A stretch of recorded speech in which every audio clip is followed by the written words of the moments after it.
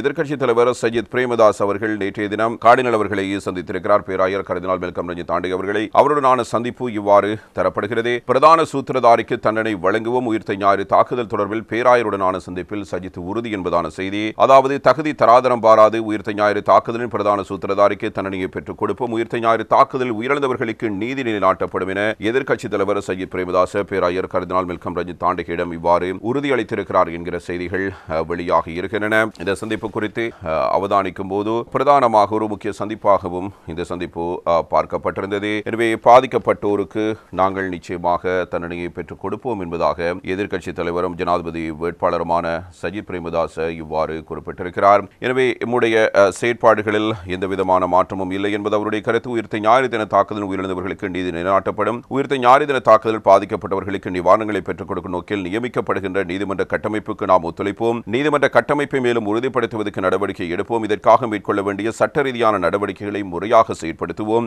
அவ்வாறு உயிர்த்த ஞாயிறு தின தாக்குதலால் பாதிக்கப்பட்டவர்களுக்கு நிவாரணங்களை வழங்குவதோடு இதன் பிரதான சூத்திரதாரிக்கு தகுதி தராதரம் பாராது தண்டனையை பெற்றுக் கொடுப்பதற்கும் நடவடிக்கை எடுப்போம் என்பதாக இந்த தகவலை நாங்கள் இவ்வாறு அவதானிக்கலாம். ரணில், சஜித், அசோக், ஜோன்சன் ஆகியோரை வீட்டுக்கு அனுப்பும் ஜனாதிபதி வேட்பாளர் அனுரகுமார் திசாநாயக்க தெரிவிப்பு என்பதான செய்தி தரப்படுகிறது. வீரகேசரி பத்திரிகையில் நாட்டில் புதிய மாற்றத்தை ஏற்படுத்தவே தேசிய மக்கள் சக்தி ஆட்சிக்கு வரவுள்ளது, மக்களின் நம்பிக்கைகள், எதிர்பார்ப்புகள், நோக்கங்கள், எதிர்கால கனவுகள் அனைத்தும் நிறைவேற்ற வேண்டிய முழு பொறுப்பும் எமக்குள்ளது, மக்களை ஒருபோதும் ஏமாற்ற மாட்டோம், மக்கள் எம்மீது வைத்துள்ள நம்பிக்கையை சிதைப்பதற்கு அனுமதி அளிக்கவும் மாட்டோம் என்பதாக அனுரகுமார் திசாநாயக் அவர்கள் இவ்வாறு தேர்தல் பிரச்சார கூட்டத்தில் குறிப்பிட்டிருக்கிறார். இந்த நம்பிக்கையை நாம் அப்படியே பாதுகாப்போம் என தேசிய மக்கள் சக்தியின் ஜனாதிபதி வேட்பாளர் அனுரகுமார் திசாநாயக்க கூறியிருக்கிறார். அதிலும் குறிப்பாக குருநாகலில் இடம்பெற்ற தேர்தல் பிரச்சார கூட்டத்திலே அவர் இவ்வாறு குறிப்பிட்டிருக்கிறார். எதிர்பார்ப்புகள் சிதைக்கப்பட்டு ஏமாற்றங்களுக்கான முகங்களை எம்மால் இந்த இடத்தில் அவதானிக்க முடிகிறது. கடந்த காலங்களில் அரசாங்கங்களை அமைக்கவும் பல ஆட்சியாளர்களை கொண்டு வரவும் செயற்பட்ட உங்களுக்கு என்ன நடந்தது? இறுதியில் ஏமாற்றம் அடைந்தீர்கள். அவர்கள் அனைவரும் ஊழல்வாதிகள், நாட்டை வங்குரோத்து நிலைக்கு கொண்டு வந்தவர்கள் என புரிந்து கொண்டுள்ளீர்கள். சிதைக்கப்பட்டுள்ள உங்களது நம்பிக்கைகள், எதிர்பார்ப்புகள், நோக்கங்கள், எதிர்கால கனவுகள் அனைத்தும் நிறைவேற்ற வேண்டிய முழு பொறுப்பு எமக்கு இருக்கிறது.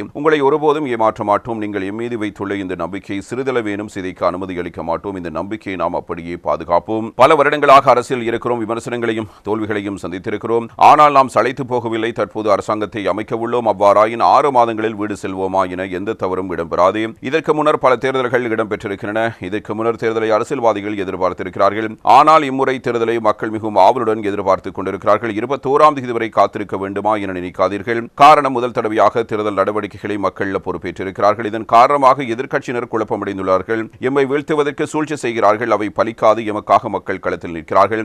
நாம் வெற்றி பெறுவோம். பாராளுமன்றத்தை கலைப்போம். தேர்தல் ரணிலையும் சஜித்தையும் வீட்டுக்கு அனுப்புவோம். பெறுபவர்கள் கிடைக்கப்பட்டதன் பின்னர் நாம் அசோக் அபேசிங்க, ஜான்சன் பெர்னாண்டோ உள்ளிட்டவர்களை வீட்டுக்கு அனுப்புவோம். அவர்களை அனுப்புவதற்கான அதிகாரம் எமக்கு 1.5 மாதங்களுக்கு மாத்திரமே இருக்கிறது. நாம் தற்காலிகமாக வீட்டுக்கு அனுப்பியவர்களை நீங்கள் நிரந்தரமாக வீட்டுக்கு அனுப்ப வேண்டும். கீதா குமாரசிங்க கடந்த வாரம் ரணில் விக்ரமசிங்க சிறந்தவர் என்கிறார். இந்த வாரம் சஜித் சிறந்தவர் என கூறுகிறார். வில்பத்து காட்டை அளித்தவர் என குற்றஞ்சாட்டி ரிஷாட் பதீதீனுக்கு எதிராக சிஐடிக்கு சென்ற பிக்கி இன்று சஜித்துக்கு ஆதரவாக செயற்படுகிறார். குற்றஞ்சாட்டப்பட்ட ரிஷாதும் ஒரே மேடையில் நிற்கிறார். அர்ஜுனவும் திலங்க சுபத்தி பாலவும் அந்த பக்கம் ஒன்றாக நிற்கிறார்கள். நாமும் ரணிலும் ஒப்பந்தம் செய்து கொண்டுள்ளதாக சஜித் பிரேமதாஸ் கூறுகிறார். உண்மையில் சஜித்தும் ரணிலுமே டீல் பேசிக் கொண்டுள்ளார்கள்.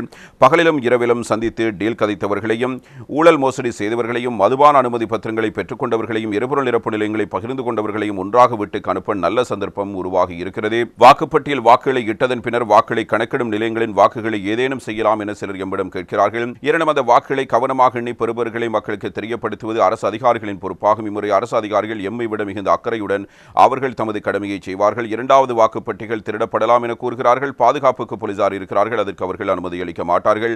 அவர்கள் சீருடையில் இல்லாத நேரத்தில் நீங்கள் யாருக்கு வாக்களிப்பீர்கள் என கேட்டு பாருங்கள். நிச்சயம் தேசிய மக்கள் சக்திக்கான் என கூறுவார்கள். எமக்குள்ள வெற்றியை எவராலும் தடுக்க முடியாது என்பதாக அனுரகுமார் திசாநாயக்க இவ்வாறு குறிப்பிட்டு பேசியிருக்கிறார். சஜித் பிரேமதாசவும் ஒரு கருத்தினை முன்வைத்திருக்கிறார். ஜனாதிபதி மற்றும் பிரதமர் பதவிகளை ரணிலோடு பங்கு போட்டிருக்கின்றாரா சோசியலிசம் கதைக்கும் அனுரை என்ற கேள்வி எதிர்க்கட்சித் தலைவர் சஜித் பிரேமதாசவினால் எழுப்பப்பட்டிருக்கிறது.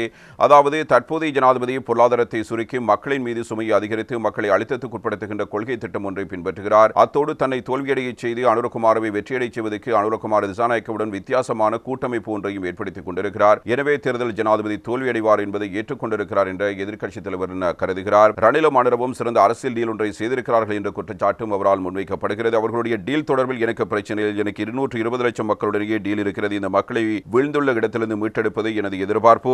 அத்தோடு ஜனாதிபதி அவரின் அவரின் நெருங்கியவர்களுக்கும் அவரின் வகுப்பை சார்ந்தவர்களுக்கும் அதிக சலுகை வழங்குவது அவருடைய பழக்கம். மிகப்பெரிய செல்வந்தர்களே அவருடைய வகுப்பினர் ஆவார்கள். அதனால் தான் IMF வேலை திட்டத்தின் கீழ் தேசிய கடனை மறுசீரமைக்கின்ற போது தொழிலாளர் வர்க்க மக்களின் மீது சுமையை அதிகரிக்கின்றார்.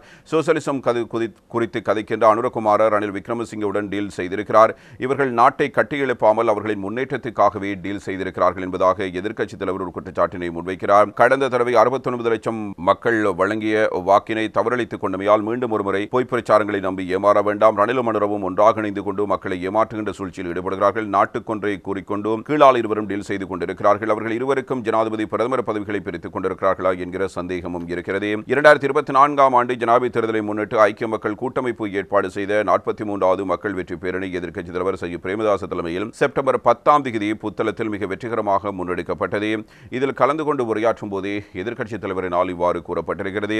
அரசாங்க தகவல்களின் அடிப்படையில் 2,69,000 சிறிய மற்றும் நடுத்தர வர்க்கங்கள் தொழில் நிலையங்கள் மூடப்பட்டிருப்பதனால் இந்த மக்களை மீட்டெடுக்க வேண்டும். அத்தோடு 1 மில்லியன் புதிய தொழில் முனைவோரை உருவாக்குவோம். நாடளாவிய ரீதியில் பாரிய கல்வி புரட்சி ஒன்றினையும் ஏற்படுத்துவோம். QR கோட் முறையை மையமாக கொண்டு மீனவர்களுக்கும் விவசாயிகளுக்கும் முச்சக்கர வண்டி உரிமையாளர்களுக்கும் எரிபொருள் நிவாரணங்களை வழங்குவோம். அத்தோடு மீனவர்களுக்கான உபகரணங்களை பெற்றுக் கொள்வதற்கும் சலுகைகளை வழங்குவோம். உயிர்த்த ஞாயிறு தின தாக்குதல் தொடர்பான பொறுப்பு கூற வேண்டிய தீவிரவாதிகளுக்கும் மிலைச்சத்தனமான சூத்திரதாரிகளுக்கும் சட்டத்தின் முன்னிறுத்தி வழங்கப்பட வேண்டிய அதிகபட்ச தண்டனையை வழங்குவோம். தற்போதுள்ள பதில் ஜனாதிபதியும் நியாயத்தை நிலைநாட்டுவதாக கூறினாலும் கோட்டாபயும் ரணிலும் உண்மையை மறைத்திருக்கிறார்கள். ஐக்கிய மக்கள் சக்திக்கு எவருடனும் டீல்கள் இல்லாமையால் இந்த உண்மையை வெளிப்படுத்துவோம். சஜித் பிரேமதாச என்பவர் பணத்துக்காகவும் பதவிகளுக்காகவும் வரங்களுக்காகவும் விலை போகின்றவர் அல்ல. 220 லட்சம் மக்களின் நம்பிக்கையை வென்றவராக ஆத்ம கௌரவத்தை பாதுகாத்து செயற்படுகின்ற ஒருவராகவே இருப்பார். எனவே உயிர்த்த ஞாயிறு தின தாக்குதலின் பின்புலத்தை ஆராய்ந்து அதனை வெளிப்படுத்துவோம் என சஜித் பிரேமதாச இவ்வாறு குறிப்பிட்டு பேசியிருக்கிறார். எனவே எதிர்க்கட்சித் தலைவனுடைய குற்றச்சாட்டு இவ்வாறு இருக்கிறது. அனுரகுமார கூறுகிறார் சஜித்தும் ரணிலில் டீலில் இருக்கிறார்கள் என்று. இப்பொழுது எதிர்க்கட்சித் தலைவர் கூறுகிறார் அனுரகுமாரவும் ரணிலும் டீலில் இருக்கிறார்கள் என்பதாக இந்த தகவல்கள் இவ்வாறு வெளியாக இருக்கின்றன. தேர்தல் மேடையில் இது ஒரு மிக முக்கியமான பரப்புரையாக மாறியிருக்கிறது. இதற்கு காரணம் முதலாவதாக சஜித் பிரேமதாச குறித்து ஜனாதிபதி வேட்பாளராக போட்டியிடுகின்ற ரணில் விக்ரமசிங்க தெரிவித்த கருத்து. எனவே அவர் உளவியல் ரீதியான சில தாக்குதல்களை தன்னுடைய தேர்தல் பிரச்சாரத்தின் பொழுது முன்வைத்திருந்தார். முதல் இலக்கு சஜித் பிரேமதாச, இரண்டாவது இலக்காக இப்பொழுது அனுரகுமாரவை அவர் இலக்கு வைத்து மேடைகளில் பேசி வருவதை நாம் பார்க்கக்கூடியதாக இருக்கிறது. எனவேதான் சஜித் பிரேமதாச நீங்கள் அனுரகுமாரவோடு தோல்வி அடைவீர்கள் என்று கூறி ஐக்கிய தேசிய கட்சியின் வாக்காளர்களை தன் பக்கம் திருப்புவதற்கான ஒரு முயற்சியினை ஜனாதிபதி எடுத்திருந்தார். எனவே அவருக்கு செல்கிற வாக்குகள் பெறுமதியற்றதையாக மாறிவிடும். எனவே நீங்கள் எனக்கு போடுங்கள், நான் அனுரவை தோற்கடிக்கிறேன் என்பதாக ஜனாதிபதி ஒரு கருத்தினை கூற, எனவே இவர் தோல்வியை ஒத்துக்கொண்டதாக ஐக்கிய மக்கள் சக்தி தனது பிரச்சாரத்தினை முன்னெடுத்திருக்கிறது. இவ்வாறான ஒரு நிலையில் இதுவும் ஒரு கடுமையான மன உளைச்சலை தேசிய மக்கள் சக்திக்கும் ஏற்படுத்தி இருக்கிறது. என்னுடைய நண்பர் அனுரகுமார் என்று ரணில் விக்ரமசிங்கே விழித்து பேச, நீங்கள் என்னோடு ஷேப் முறையில் அதாவது கவனமாக கையாள வேண்டும் என்பதற்காக அவ்வாறு நீங்கள் நண்பர் என்று சொல்ல வேண்டாம் என்று அனுரகுமார ரணில் விக்ரமசிங்கவை பார்த்து கூற, அவரும் இப்போது நான் நண்பர் என்று அவரை கூறப்போவதில்லை, முன்னாள் விவசாய அமைச்சர் என்றே கூறுகிறேன் என்று மேடையில் விழித்து பேசுகின்ற நிலைமையை அவதானிக்கலாம். இந்த நிலையில் சில கேள்விகள் ரணில் விக்ரமசிங்கவினால் ஏற்கனவே முன்வைக்கப்பட்டிருந்தது.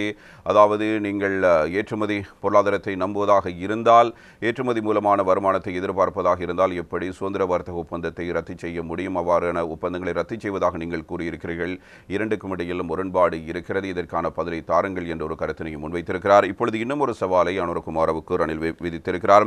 நாணய நிதிய பணிப்பாளருடன் விவாதத்துக்கு வர அனுர தயாரா என்பதுவே அவருடைய கேள்வியாக அமைகிறது. ஜனாதிபதி ரணில் விக்ரமசிங்கே கேள்வி என்பதாக வீரகேசரி பத்திரிகை இந்த செய்தினை இவ்வாறு கொண்டு வருகிறது.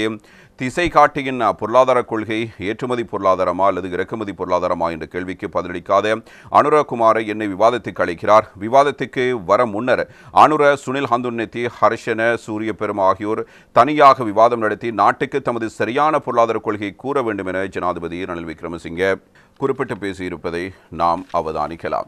இது தொடர்பில் அவர் குறிப்பிடும்போது, நான் முன்னர் குறிப்பிட்டது போல் அனுரவும் தானும் சர்வதேச நாணயத்தின் முகாமைத்துவ பணிப்பாளரும் பங்கேற்கும் காணொலி உரையாடலுக்கு நேரத்தை ஒதுக்க முடியும் என்று தெரிவித்த ஜனாதிபதி யாருக்கும் பேச இடமளிக்காமல் பேசக்கூடிய சஜித்தையும் இதற்கு அழைக்கலாம் எனவும் சுட்டிக்காட்டியிருக்கிறார். குருநாகல் அஸ்லியா கோல்டன் கிரசண்டா ஹோட்டலில் நேற்று முன்தினம் செவ்வாய்க்கிழமை நடைபெற்ற குருநாகல் மாவட்ட அறிஞர்கள் மற்றும் வர்த்தக சமூகத்தினரான கூட்டத்தில் ஜனாதிபதி ரணில் விக்ரமசிங்கே இதனை இவ்வாறு குறிப்பிட்டிருக்கிறார். அதாவது 8,900 பில்லியன் ரூபாய் செலவும் 4,900 பில்லியன் ரூபாய் வருமானமும் 4,000 பில்லியன் ரூபாய் பற்றாக்குறையும் கொண்ட நாட்டின் பொருளாதாரத்தை அளிக்கும் கொள்கை பிரகடனத்தை அனுரகுமார திசாநாயக்க ஏன் தனது விஞ்ஞாபனத்தில் வெளியிட்டிருக்கிறார் என்ற கேள்வியை அவர் எழுப்பியதோடு மேடைகளில் பொய்யாக கூச்சல் எழுப்பாமல் தனது சரியான பொருளாதார கொள்கையை நாட்டுக்கு முன்வைக்க வேண்டும் என்பது அவருடைய சவால். எனக்கு பல அரசியல் கட்சிகளின் ஆதரவு கிடைத்தது. அந்த ஆதரவுடன் நாட்டின் பொருளாதாரத்தை முன்னோக்கி கொண்டு வந்தேன். முன்னாள் ஜனாதிபதி கோட்டாபய ராஜபக்ஷ பதவி விலகும் போது சபாநாயகரை தற்காலிக ஜனாதிபதியாக நியமித்து தேர்தலுக்கு சென்றிருந்தால் என்ன நடந்திருக்கும்? அதிகார இடைவெளியை உருவாக்கியிருந்தால் இன்று வங்கதேசம் இருக்கும் நிலைமையில் நாமும் இருக்க வேண்டி இருந்திருக்கும். நாட்டின் பொறுப்பை ஏற்று சர்வதேச நாணய நிதியத்தின் ஆதரவுடன் நாட்டின் பொருளாதாரத்தை முன்னோக்கி கொண்டு வந்தோம். அடுத்த ஆண்டு மக்களின் வாழ்க்கை சுமையை குறைப்பதற்கான முயற்சிகளை எடுப்போம். நாடு முழுவதும் முதலீட்டு வலயங்களை உருவாக்குவதோடு விவசாயத்தை நவீனமயமாக்கும் திட்டத்தை செயற்படுத்த ஆரம்பித்திருக்கிறோம். இளையோருக்கான தொழில் வாய்ப்புகளும் உருவாக்கப்பட்டிருக்கின்றன. சர்வதேச நாணய நிதியத்தின் ஒப்பந்தங்களின்படி நாம் செயற்பட்டால் கடன் பெறுவதற்கான தேவைகள் குறைவாகவே இருக்கும். அரசாங்கத்தின் வரவு செலவு திட்டத்தின்படி எதிர்காலத்தில் இந்நாட்டின் செலவு 6,800 பில்லியன் ரூபாவும் வருமானம் 5,100 பில்லியன் ரூபாவுமாகவே காணப்படுவதோடு இடைவெளி 1,700 பில்லியன் ரூபாவாக காணப்படும். அதாவது 1,700 பில்லியன் ரூபாய் தான் இதற்குள் காணப்படுகிற இடைவெளி. இது மொத்த உள்நாட்டு உற்பத்தியில் 5.2%. எனவே இந்த இடைவெளியை நிரப்பும் இயலுமையும் எமக்கு இருக்கிறது. ஆனால் ஜேவிபி தருவதாக கூறும் நிவாரணங்களை வழங்கினால் செலவு 8,900 கோடி ரூபாயாகவும் வருமானம் 4,900 பில்லியன் ரூபாயாகவும் காணப்படும். அத்தோடு வரி குறைப்பு தொடர்பிலும் பேசுகிறார்கள். அதன்படி வரவு செலவு திட்ட இடைவெளி என்பது 4,000 பில்லியன் ரூபாவாக அமையும். பின்னர் பட்ஜெட் இடைவெளி மொத்த உள்நாட்டு உற்பத்தியில் 11.9% காணப்படும். இவ்வாறு பொருளாதாரத்தை முன்னோக்கி கொண்டு செல்ல முடியுமா என்பது கேள்விக்குறியாகும். சர்வதேச நாணய நிதியத்தின் நிபந்தனைகளை மீறி சந்தையில் பணம் வாங்கினால் வட்டி 25% இருக்கும். இப்படியான மாற்றத்தை அவர்கள் எதிர்பார்க்கிறார்கள். அதனால் டாலரின் பெறுமதி 500 ரூபாவாக உயர்வடையும். சர்வதேச நாணய நிதியத்துடனான நிபந்தனைகளை மீறிவிட்டால் அவர்களின் ஆதரவு ரத்தாகும். அதனால் நாட்டின் பொருளாதாரம் சரிவை நோக்கி நகரும். நாட்டின் பொருளாதாரத்தை கட்டியெழுப்ப ஏற்றுமதி பொருளாதாரத்துக்கு செல்ல வேண்டும் என்பதே எமது நிலைப்பாடாகும். அண்மையில் அனுரகுமார திசாநாயக்கவும் கலனி பிரதேசத்தில் ஏற்றுமதி பொருளாதாரத்தையும் நடைமுறைப்படுத்துவதாக கூறியிருந்தார். ஆனால் சுதந்திர வர்த்தக ஒப்பந்தங்களை ரத்து செய்வதாகவும் அவரின் விஞ்ஞாபனத்தில் குறிப்பிடப்பட்டிருக்கிறது.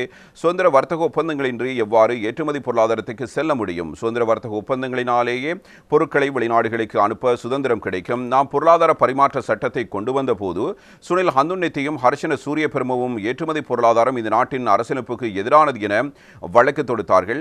ஆனமடுவில் நடைபெற்ற கூட்டத்தில் அனுர என்னை விவாதத்துக்கு அழைத்திருப்பதாக அறிந்தேன். அவர்கள் ஏற்றுமதி பொருளாதாரத்தை முன்னெடுக்கப் போகிறார்களா அல்லது இறக்குமதியிலேயே தங்கியிருப்பார்களா என்பதை முதலில் சொல்ல வேண்டும் என்ற சவால் மீண்டும் ஜனாதிபதியினால் முன்வைக்கப்படுகிறது. எனவே முன்னாள் விவசாய அமைச்சர் அனுரகுமார திசாநாயக்க, சுனில் ஹந்துன்னெத்தி, ஹர்ஷன சூரியபெரும ஆகியோருக்கிடையில் விவாதம் நடத்தி அவர்களின் பொருளாதார கொள்கை ஏற்றுமதி பொருளாதாரமா இறக்குமதி பொருளாதாரமா என்பதை முதலில் நாட்டுக்கு அறிவிக்க வேண்டும். நான் முன்பே அழைப்பு விடுத்தது போல் சர்வதேச நாணய நிதியத்தின் பணிப்பாளருடன் நானும் அனுரகுமார திசாநாயக்கவும் பங்கேற்கும் பகிரங்க சந்திப்பு ஒன்றை நடத்துவோம். அதற்கு நான் தயாராகவே இருக்கிறேன். தேவைப்பட்டால் சையத் பிரேமதாசவும் அழைக்கலாம். சையத் பேச ஆரம்பித்தால் சர்வதேச நாணய நிதியத்தின் நிர்வாக பணிப்பாளருக்கு பேச நேரம் இருக்காது. இருப்பினும் சையத்தையும் அழைப்போம். எனவே அவரின் பொருளாதார கொள்கை ஏற்றுமதி பொருளாதாரமா இறக்குமதி பொருளாதாரமா என்பதை அனுரகுமார திசாநாயக்க எமக்கு முதலில் கூற வேண்டும். பொருளாதாரத்தை நாசமாக்கிய நாட்டை வங்குரோ தடையை செய்யக்கூடிய வரவு செலவு திட்ட யோசனைகளை முன்மொழிந்திருப்பது ஏன் என்று அவர்களிடம் கேட்கிறேன். அதனால் மேடைகளில் கோஷமிடுவதை நிறுத்திவிட்டு சரியான பொருளாதார திட்டத்தை முன்மொழியுமாறு அறிவுறுத்துகிறேன் என்பதாக ஜனாதிபதி வேட்பாளர் ரணில் விக்ரமசிங்க ஜனாதிபதியாக இருந்து கொண்டு இந்த கூட்டத்தில் இவ்வாறதொரு கருத்தினை முன்வைத்து பேசியிருக்கிறார். எக்காரணிகளுக்காகவும் காணி போலீஸ் அதிகாரங்களை நாம் வழங்கப் போவதில்லை என்பதுதான் அந்த வேட்பாளருடைய கருத்து. எக்காரணிகளுக்காகவும் எப்போதும் காணி மற்றும் போலீஸ் அதிகாரங்களை வழங்கப் போவதில்லை என்பதை வடக்குக்கு சென்றும் கூறுவேன். இராணுவத்தினர் உயிர் தியாகம் செய்து பாதுகாத்த நாட்டை அரசியலுக்காக பிளவுபடுத்துவதா என்பதை தீர்மானிக்க வேண்டும். அரசியலுக்காக தேசியத்தை பலவீனப்படுத்தப் போவதில்லை என ஸ்ரீலங்கா பொதுஜன பெரமுனவின் ஜனாதிபதி வேட்பாளர் நாமல் ராஜபக்ஷவினால் இவ்வாறு தெரிவிக்கப்பட்டிருக்கிறது. இது பற்றி அவர் கூறும்போது, தலைவர் இருப்பது மக்களால் என்று ஒரு சில அரசியல்வாதிகள் கருதுகிறார்கள். தலைவர்களை மக்கள் தான் உருவாக்குகிறார்கள் என்பதை மறந்துவிடக்கூடாது. மக்களுக்காகத்தான் தலைவர்கள் இருக்கிறார்கள். ஆகவே நாங்கள் மக்களுக்காக செயற்படுகிறோம். கொள்கையுடன் நாங்கள் செயற்படுகிறோம். நாட்டை கட்டியெழுப்ப வேண்டுமாயின் நாட்டுக்கு பொருத்தமான கொள்கையினை செயற்படுத்த வேண்டும் என்ற நிலைப்பாட்டில் உறுதியாக இருக்கிறோம். 2005ஆம் ஆண்டு நாட்டின் ஒருமைப்பாட்டை பாதுகாப்பதற்காக மஹிந்த ராஜபக்ஷவுக்கு மக்கள் ஆணை வழங்கினார்கள். அந்த ஆணையை அவர் சிறந்த முறையில் செயற்படுத்தி நாட்டின் ஒருமைப்பாட்டை பாதுகாத்தார். அத்துடன் பொருளாதாரத்தை அபிவிருத்தி அடைய செய்தார். கிராமிய பொருளாதாரத்தை மேம்படுத்தினார். பொருளாதார ரீதியில் வீழ்ச்சியடைந்த நாட்டை கோட்டாபய ராஜபக்ஷ பொறுப்பேற்றார். நல்லாட்சி அரசாங்கத்தின் தவறான நிதி முகாமை முகாமைத்துவத்தினால் பொருளாதார நெருக்கடியை எதிர்கொண்டிருந்த போது கோவிட் பெருந்தொற்று தாக்கம் பொருளாதார நெருக்கடியை மென்மேலும் தீவிரப்படுத்தியதை கோட்டாபய ராஜபக்சவின் அரசாங்கம் திட்டமிட்ட வகையில் வீழ்த்தப்பட்டது. அத்தியாவசிய பொருட்கள் மற்றும் சேவைகளுக்கான வரிசையை முடிவுக்கு கொண்டு வருவதற்காக இன்று பலர் குறிப்பிடுகிறார்கள். வரிசை முடிவுக்கு கொண்டு வரும் நிதியை கோட்டாபய ராஜபக்சவை தேடிக் கொடுத்தார். அரசாங்கத்தை பாதுகாப்பதா அல்லது நாட்டை பாதுகாப்பதா என்ற தீர்மானிக்க தருணத்தின் போது நாட்டை பாதுகாப்பதற்காகவே கோட்டாபய ராஜபக்ச பதவி விலகினார். அரசியல் ஸ்திரத்தன்மையை உறுதிப்படுத்துவதற்காக கட்சிக் கொள்கைகளுக்கு அப்பாற்பட்டு தீர்மானம் எடுத்தார். நாட்டுக்கு எதிரான தீர்மானங்களை எடுப்பதற்கு நாங்கள் ஒருபோதும் இடமளிக்கவில்லை. இராணுவத்தினர் உயிர் தியாகம் செய்து பாதுகாத்த நாட்டை அரசியலுக்காக பிளவுபடுத்துவதா என்பதை தீர்மானிக்க வேண்டும்.